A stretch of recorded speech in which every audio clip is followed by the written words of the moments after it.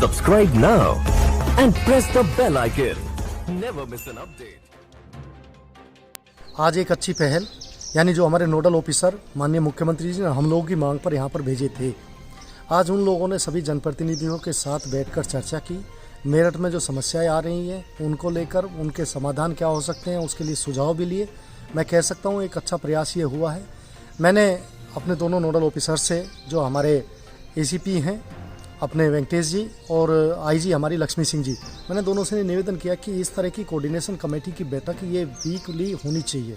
और मुझे लगता है कि जो सुझाव हम लोग पहले दे रहे थे यदि उन पर कार्रवाई की गई होती तो आज कहीं ना कहीं ये परिदृश्य जो मेरठ का है ये बदला हुआ होता। लेकिन फिर भी शुरुआत हुई है। मुझे लगता है कि यदि हम मेडिकल कॉलेज की बात करें जो अव्यवस्था है उस समय वहाँ पर आ रही थी, मुझे लगता है कि डॉक्टर सूर्यकांत जी के आने के बाद उन्होंने जिस तरह से हमारे यहाँ के डॉक्टर्स का हमारे स्टाफ का जो मनोबल बढ़ाया है, उन्हें ट्रेनिंग दी है और कुछ सुझाव दिए हैं।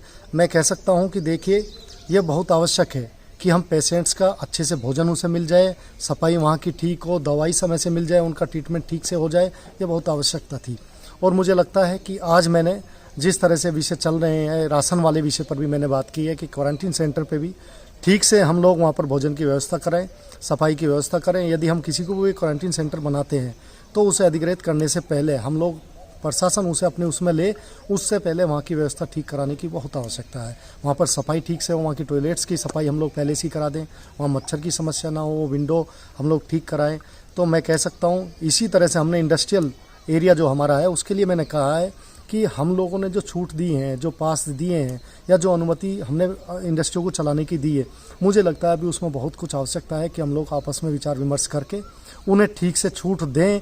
मुझे लगता है कि अभी क्योंकि उद्योग बंधुओं के साथ और प्रशासनिक लोगों के साथ ठीक से वार्ता नहीं हो पाई है, इसीलिए मुझे लगता है कि अभी हमारी औद्योगिक इकाइयाँ ठीक से शुरू नहीं हो पा रही हैं, उन पर भी और काम करने की आवश्यकता। और मैंने ये भी कहा है कि जिला हमारे जनप्रतिनिधि, औद्योगिक बंधु और हमारे प्रशासन के लोग एक साथ बैठे और उसमें सुझाव भी दें। इसके अलावा मैंने गाँव के जो हमारे किसान हैं उन किसानों के लिए जो दूध की समस्या आ रही है, दूध की सप्लाई और पराग जिस तरह से दूध नहीं ले पा रहा, मैंने उसके लिए भी कहा है कि पराग दूध वहाँ से ले, जिससे कि किसान जो आज बहुत कम रेट पर दूध वहाँ बेचने के लिए कहीं ना कहीं परेशान हो रहा है, मुझे लगता है कि उस पर ध्यान देना चाहिए। मंडियों में भी कुछ मेरी जानकारी में आया था कि वहाँ पर आलू, प्याज, टमाटर इस तरह से आढ़तियों के यहाँ पर वो अभी बंद है। उसके लिए मैंने कहा है कि आप जो भी व्यवस्था हो इनका सामान वहाँ से निकल जाए, जिससे कि इनकी वो सामान ख़राब ना हो। और मैंने कहा है कि ब्लॉक स्तर पे हम लोग मंडियों की व्यवस्था करें, जिससे कि ग्रामीण क्षेत्र का वहीं ब्लॉक पर अपनी सब्जी बेच सकता है। इस तरह की व्यवस्थाओं की हम लोगों ने बात की है। और मैं कह सकता हूँ कि पुलिस प्रशासन का काम जिस तरह से शुरुआत में बहुत अच्छा रहा था, उस पर भी थोड़ा ध्यान देने की आवश्यकता है। लॉकडाउन में सख्ती होना देखिए बहुत आवश्यक है। वो इसलिए भी ज़रूरी है क्योंकि हम घर पर रहें, बिना किसी काम के हम आवश्यक कार्य से ही बाहर निकलें तो ठीक है, लेकिन अनावश्यक काम से बाहर ना घूमें। इसके लिए लॉकडाउन में मुझे लगता है कि अभी 3-4 दिन से सख्ती देखने में आ रही है और ये बहुत आवश्यक थी।